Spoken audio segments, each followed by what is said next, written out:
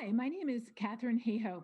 I'm a climate scientist, a professor at Texas Tech University, and I'll be joining the Nature Conservancy soon to serve as their chief scientist. In addition to studying what climate change means to us here and now in the places where we live, I also spend a lot of time talking to people about why it matters, which is why I was so delighted to be part of this wonderful book, All We Can Save, that came out last fall, and to be hosting this panel with two of my co-authors. Let me introduce them to you. First of all, we have Jacqui Patterson. She is a researcher, a policy analyst, an organizer, and an activist. She serves as Senior Director of the NAACP Environmental and Climate Justice Program. Since 2007, she has served as the coordinator and the co-founder of Women of Color United. And her work addresses women's rights, HIV and AIDS, racial justice, economic justice, and environmental and climate justice, which is part of all of that, as we'll get into with this panel. She is joining us today from St. Petersburg, Florida. Welcome, Jacqui. Thank you. We also have with us Abby Dillen. Abby is the president of Earthjustice. They represent more than 500 clients free of charge, and they harness the power of law to force climate solutions that protect healthy communities and ecosystems and accelerate our essential shift from fossil fuels to 100% clean energy. Abby herself has litigated many precedent-setting cases that have held polluters accountable and cleared the way for clean energy at the national scale, and she is joining us today from Berkeley, California. Welcome, Abby. Thanks, Katharine. It is such a pleasure to speak with you here today, and the first question I have for you is this. How are women underrepresented in your own area? Because that was a big part of what led Katharine Wilkinson and Ayanna Elizabeth Johnson to put together this book, All We Can Save, that features over 60 women's voices on climate. Because in the spheres where we are, women are often typically underrepresented. So just to give you my own example, as a scientist, only 19% of full professors in any earth science field are women. And so when Reuters actually just published a kind of hot list of climate scientists recently, the first thing that struck everybody was, where are the women on this list? One woman doesn't even show up until number 9. And so people were saying, where are the women? I said, well, you got to understand, less than 20% are women to begin with. And then there's this whole host of endemic biases in the academic system that delay women's publications, reduce the number of citations they receive, and basically put together, conspire to push the visibility of women lower and lower down the totem pole. So Jacqui, let's start with you. In your field, how and why are women underrepresented? Yeah, thank you. So as we look through both the race and gender lens, we see the extreme underrepresentation definitely of Black women and BIPOC women in general, in whether we're looking at the halls of Congress, which certainly is critically connected to our field, whether we're looking at the Public Utilities Commission, the Public Service Commission, which was all of our work on energy justice. So that we have some commissions where there's never been a woman in the 80-plus year history of the entire commission, which is just unbelievable, and especially given that women are disproportionately impacted by energy justice issues, and not to mention there's also commissions that have never had an African American on for example, in Mississippi, where there's never been an African American in the 80-year history, where there's 37% African American population in Mississippi. So this is where we see these extreme disparities around race and gender. And then we do work around the building sector, and we all know, buildings are where we live, work, play, and so forth. And we launched this initiative called Centering Equity in the Sustainable Building Sector. And one of the opening panelists talked about how of the certified architects around sustainability, only 0.03% are Black women. And so again, so many areas where we see underrepresentation in the critical spaces where decision making needs to be made. What's your name? That is, just to be clear, 3 out of 10,000 are Black women. Yeah. Abby, how do you see gender inequity play out in your field, in your area? Well, Jacqui and I work in the same world. And so I see very much the same picture. And I would put a fine point on the energy world. I mean, when I started working on energy, I would constantly find myself as the only woman, in an entire hearing room full of regulators and utility folks. I mean, it was like I was a exotic creature. That's changing. I'm glad to say I see more and more women working on energy. The other point I would make is that in the world of public interest advocacy, there are so many women doing the work, but they are rarely the women who, it's rarely the women who are taking the stage and talking about it and holding the positions of power. That's changing too. But I don't want to give the picture that there aren't women doing this work. You know, our amazing environmental justice organizations around this country are predominantly led by women. My organization is majority women. So women are in this space, and it's a question of whether we hear from them and see them on the national stage. And of course, in addition to simply making sure that different perspectives are represented in the decisions that are being made, we know from the social science that the greater the diversity of perspectives, life experiences, culture, the greater the range of expertise that comes to the table, the more robust solutions we come up with for everyone. And so that is why diversity is not only doing it for the sake of those whose voices have been excluded, but the fact is bringing everybody to the table actually helps every single one of us. And I feel like that's something that often people don't realize. Yeah, so, I mean, I think you had mentioned this book, All We Can Save, and I think it's such a great example of what happens when you bring forward so many different voices across so many different disciplines, life experience, race, age, and you start to understand that together this collection of voices puts forward solutions. So I just yes. Absolutely. Well, I love that. So in this book, again, with over 60 women's voices, each person wrote an essay. A few people wrote a poem, even shorter reflections, longer ones, and they organized them by topic. So Jacqui, your essay, starting with Abby, your essay falls into the advocate category, how we can advocate. Mine falls into the reframe category, sort of rethinking how we think about this issue. And then Jacqui, yours falls into the persist category. But despite the fact that we're in different categories, what I thought was so fascinating was that all of our essays began with a reflection on our childhood and our family and how that had shaped who we are today. So Jacqui, why don't you share a little bit with us about that, how that affected you? Yeah, thank you.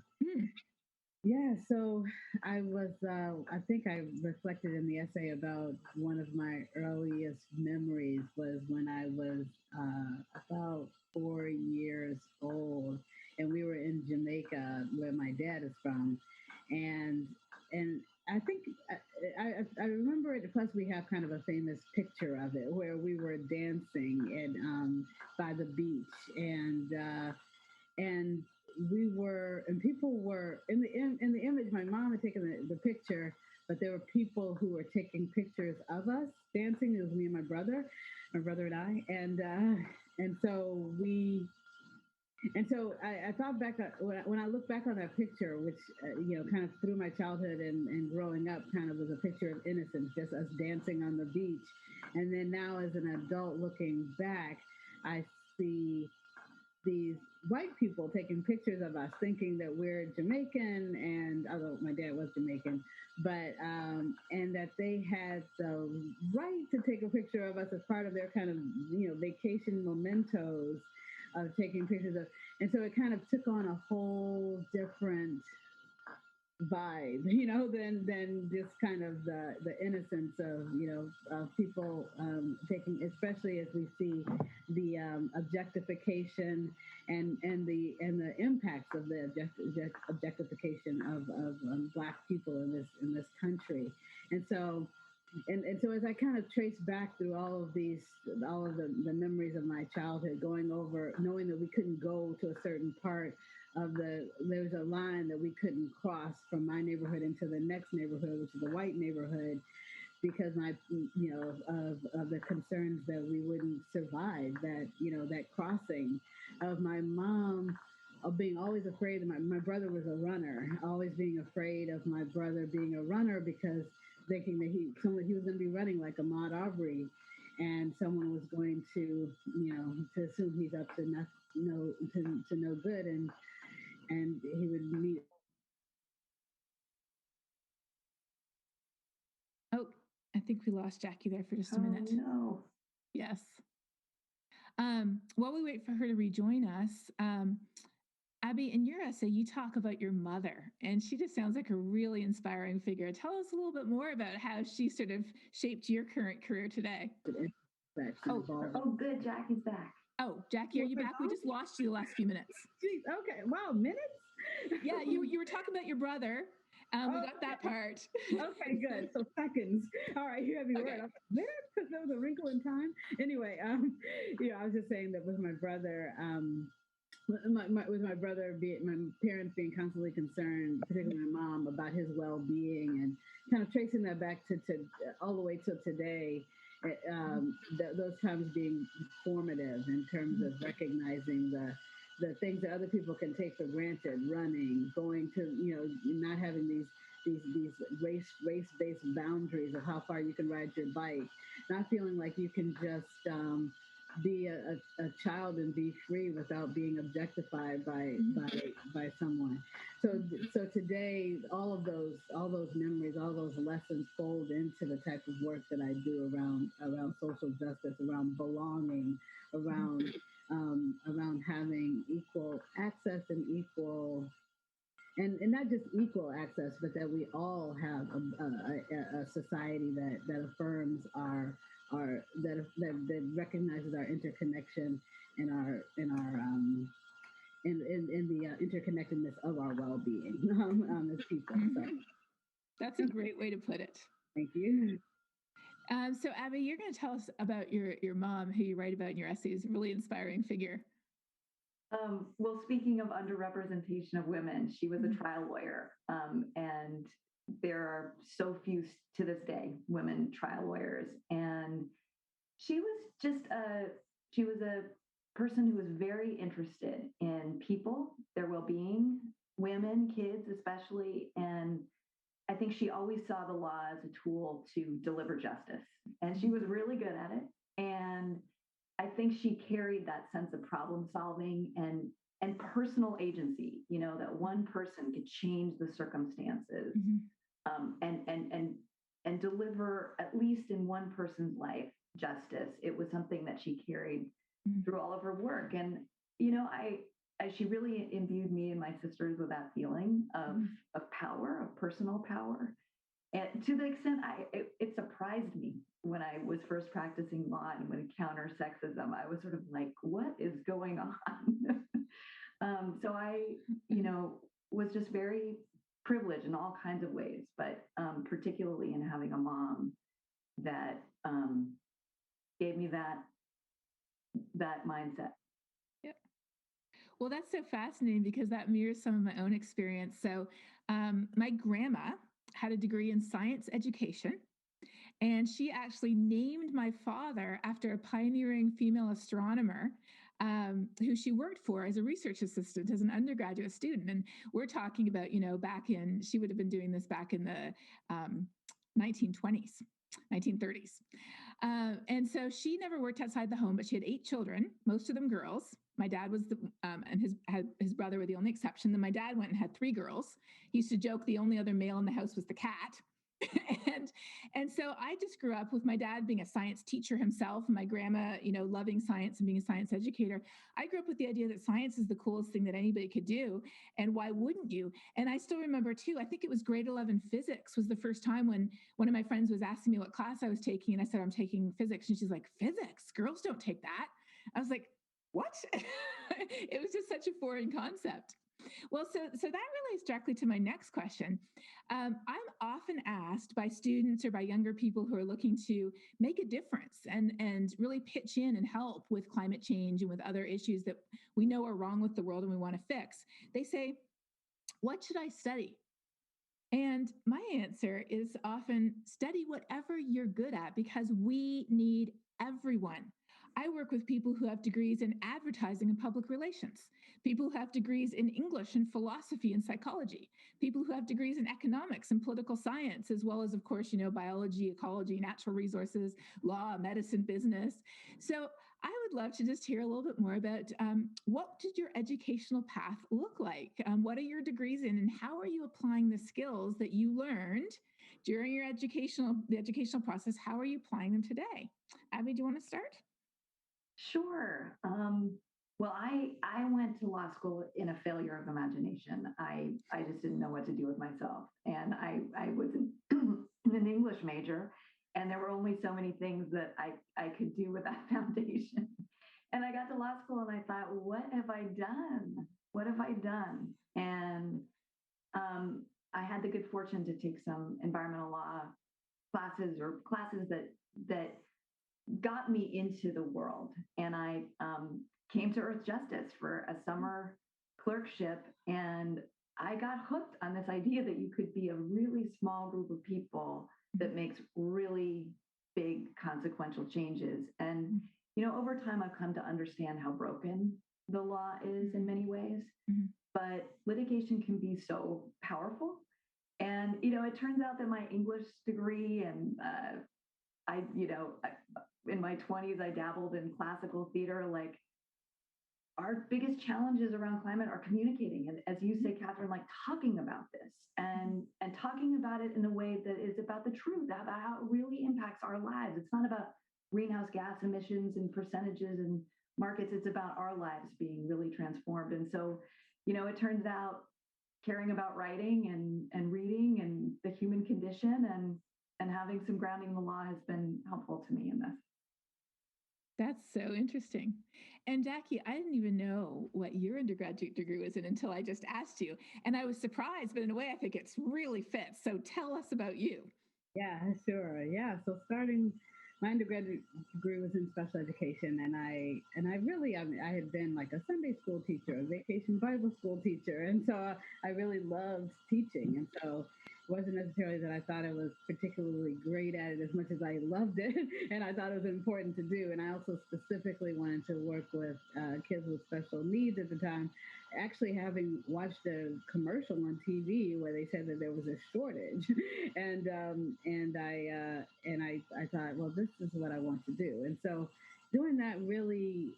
And going to Jamaica as a Peace Corps volunteer early on in my career, and being there and experiencing I ended up being the sign language teacher for a group of 3-year-olds and their moms their mothers had rubella when they had their babies. And when you have a baby, when you have rubella, the likelihood is there that you have a child with a hearing impairment. And so so being there and seeing that situation, knowing that something we take for granted in the United States. I talk about privilege is the MMR vaccination, but yet it's something that isn't universal. It started my understanding, and when I was there, reading books like How Europe Underdeveloped Africa and The Invisible Man and The Spook Who Sat by the Door, and being in the situation in Jamaica while learning those things.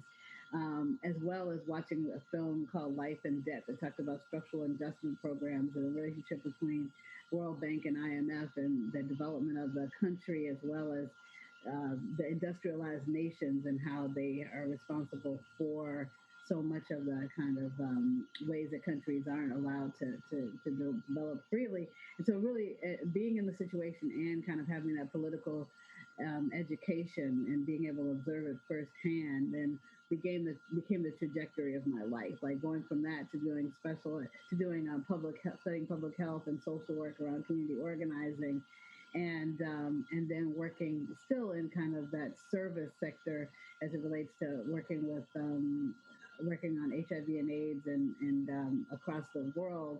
and with IMA World Health. In that work, I also started to see how, yes, we were providing donated medicines and medical supplies and funding for this work, but for example, it was the U.S. funding, millions and millions of dollars of funding for HIV and AIDS was tied to buying it from U.S. pharmaceutical companies, which were 1,000% more expensive than if we had bought generic drugs from the antiretroviral drugs that were made in India.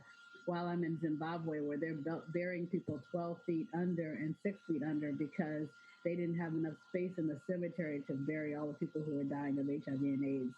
And so, again, continuing to learn by doing, and it was really that was a turning point for me in terms of when I was in a meeting of the AIDS and Healthcare Working Group, as still working in this kind of well-meaning organization, where this person who was in the group from Health Gap called the pharmaceutical industry genocidally evil, and these were our partners, and so then that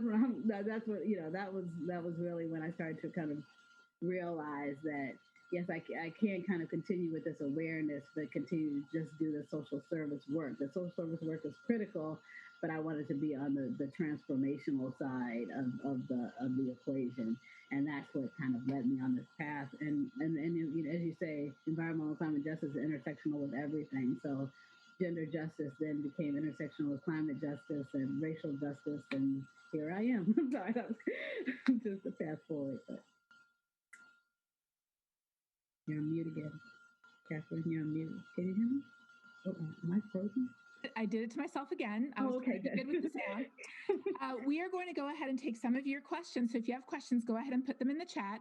But what you were saying, Jacqui, actually led me right into the next question I want to ask both of you. So let me ask you both this question. And then if other people have questions, go ahead and put that in the chat and we will get to your questions too. We got lots of time. So these days, it just seems like we are overwhelmed. We are overwhelmed with issues. There's economic depression, socioeconomic inequality. COVID is estimated to put over 100 million more people into abject poverty around the world. That's people who live below $1.90 a day. We know that gender inequality, we know that racial inequality is growing. So often, I hear people say, with the best of intent, we'll worry about climate change later. Let's fix these issues now. And of course, knowing what I know about climate change, I completely disagree because later is too late. But how would you respond to that question? Let's go to you first, Abby, and then to Jacqui. Yeah, I mean, I think there are many people who feel this way. And I think about it two ways.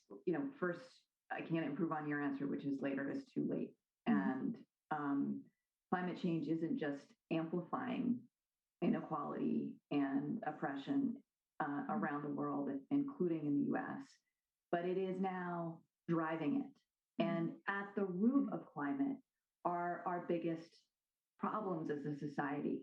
So there's an incredible opportunity, as well as an imperative, to address climate change, because it would actually, if in order to do it, you actually have to create a just society. You actually have to stop this freight train of income inequality. You actually have to deal with money in politics and have a political system that works. So, I think of climate change as not only the mega threat, but the mega opportunity. And I think as we start living with the consequences of a world that's changing so fast, the things that we count on, what the weather will be, so many people, I think, want to look away because they feel they may not have the solutions.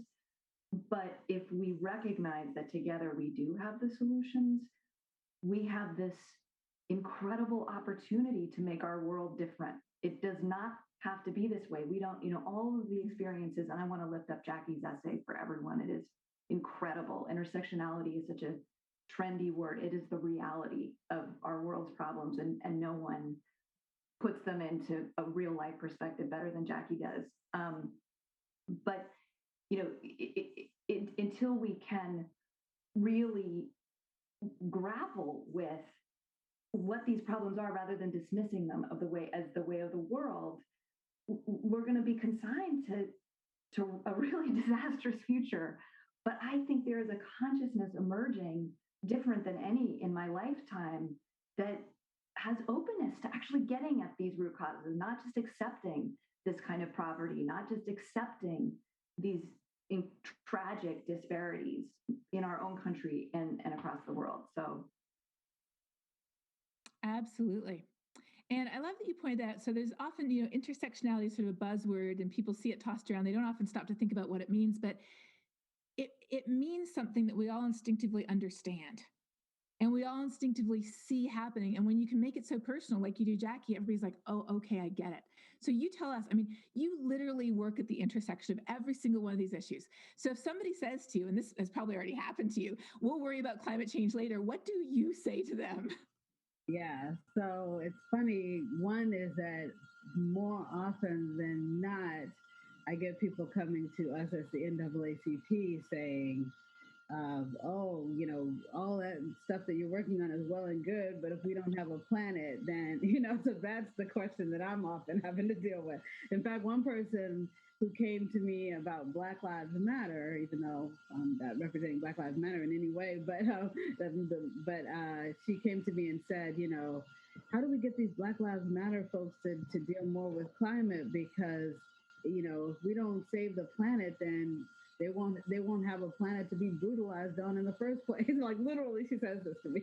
So this is the kind of questions that I get. But on the other hand, often, even when I'm engaging with our branches and chapters, when I went to, for example, one of our branches, I said I'm with the Environmental Climate Justice Program. They're like, great, it's so good to have you. It's always good to have visitors from National. And we certainly care about the birds and the bees and the ice caps and the polar bears. But, what we're really caring about is what we're really dealing with as priorities is this kind of issues around lack of jobs, around opportunities for formerly incarcerated persons. And so for me, and I did in that conversation with them, as I do in all the work, is I said, oh, well, that's great. As a matter of fact, we have a program that it would be great to you could pilot where it's actually training formerly incarcerated persons on doing energy efficiency retrofits, weatherization, and solar panel installation. Let's work on that together. And then they were like, yes, So for us, it's all about, as you say, intersections. It's all about multi-solving. It's all about dealing with all of these things together, and recognizing that the underpinnings of racism, the underpinnings of climate change, underpinnings of the disproportionate impact of COVID-19 on our communities are all the same systemic roots that we need to work on in order to solve it all. And that's truly multi-solving. Exactly. Well, I love that word multi-solving. That's great. And I also love the image of a root, because you could have all different types of shoots coming up, but they all come from the same root. And I think that's a much more vivid picture than sometimes the longer words that we use. And the problem, as everybody knows who's ever tried to get a weed out of their garden or their yard, if you just cut it off at the top, the root is there underground and it will regrow bigger and stronger. You have to dig it out. So that's a very good mental picture. Well, don't forget, you can put your questions in the chat. And I see them here, and one of them actually is going to tie in perfectly after this. But I want to ask you this. Stories are so powerful and life experiences are so powerful. Would you mind sharing with us an experience you had, a specific experience that really felt like a failure, but that you feel like you learned so much from? And I'll go ahead, because it's not fair to ask that without being an example. And I will say that when I first started talking to people about climate change, I had the typical scientist mentality that if you just tell them the facts, they'll change their mind. You just say gravity's real and everybody says, okay, I understand, I believe you.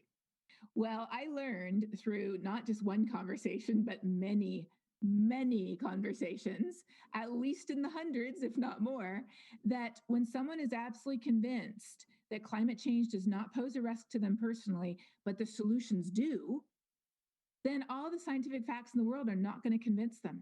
And I had so many failed conversations when somebody said, oh, it's just a natural cycle, or volcanoes produce way more pollution than humans. And I carefully marshaled my facts to explain that no, that wasn't true. And it did not make a dent in their opinions. But I feel like I've learned so much from that, because that's led me to everything I do these days, everything I talk about in my TED Talk, all about how if we connect with people over something we genuinely care about, we show how climate change is affecting something that's already near and dear to your heart, and how there's positive, constructive solutions that help, like the example you just gave of putting formerly incarcerated people to work with energy efficiency and clean energy. That really does change people's minds. So the hundreds of failures I had at conversations has actually led to the successes today. So Abby, what's a failure that you can think of that you learned from? Well, I mean, this is on my mind all the time. I work at an organization called Earthjustice. I've spent my professional life there. And, for years, I personally litigated, my organization litigated cases where we knew that, for instance, a standard for a pollutant would have really different impacts in different communities. And we knew that there are areas of the country, the Cancer Alley of Louisiana, where all of the work that we were doing to improve our federal laws and regulations was not making a difference on the ground.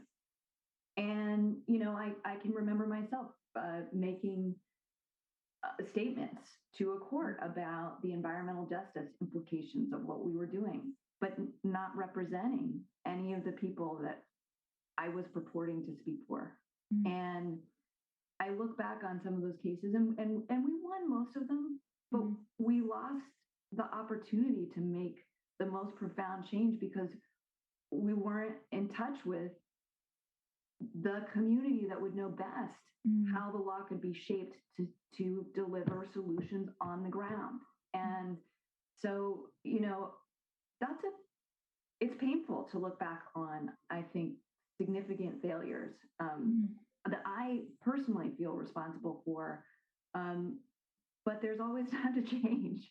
And I feel really good about the way that my own organization is changing, the incredible partnerships that we have, the leadership that we're taking from incredible leaders who are working in place in community to change their circumstances. And we love representing Jacqui in the NAACP, for example. That's fantastic. All right, Jacqui, tell us about some of the experience you had that didn't seem like it was such a great experience at the time, but you feel like you've really learned from. Yeah, thank you. I think I was trying to think of ones that I would be willing to share. No, just kidding. I thought about one of the things that I'm most concerned about is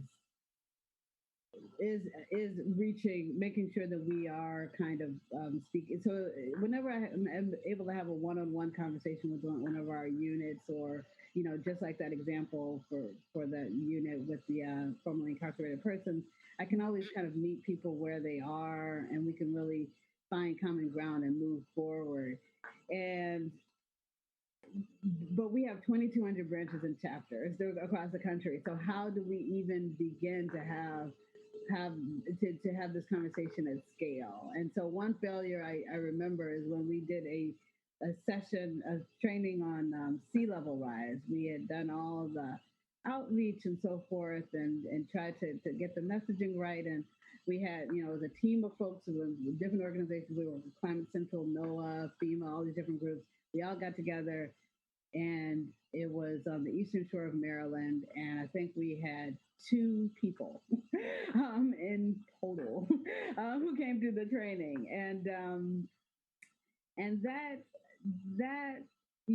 was a failure of really meeting people where they're at in a way that could have them see that this was something that mattered, something that, we've subsequently had great, trainings with great turnout and so forth. So we've learned the lessons from it in terms of how to approach people, how to message on this, how to make it relevant, and so forth. But that was a real lesson that we can't take it for granted that folks are going to show up if we don't really put the effort into meeting people where they are at all levels. So. Well, that's so interesting because just so everybody knows, we didn't coordinate our answers in any way. I had no idea what they were going to say, but I think what they all had in common was we had failed to put ourselves in someone else's shoes. we were thinking about it only from our perspective, and we weren't thinking about it from that other perspective. And when we do that, when we take the time to do that, and if we don't know how to, just start asking questions and listening to what other people are saying, and rather than what we're telling them, then that's something that we've all learned. That's really amazing. All right, so we have two great questions that I want to sort of generalize to end up with. We've got 6 minutes to get to those two questions. So question number 1 from Evan, and this is the question that we each of us get all the time. What can individual people do? Because this is a system-wide problem. And individuals changing their light bulbs, getting electric cars, eating a plant-based diet, that's not going to fix it. That's only going to fix a tiny bit of the problem.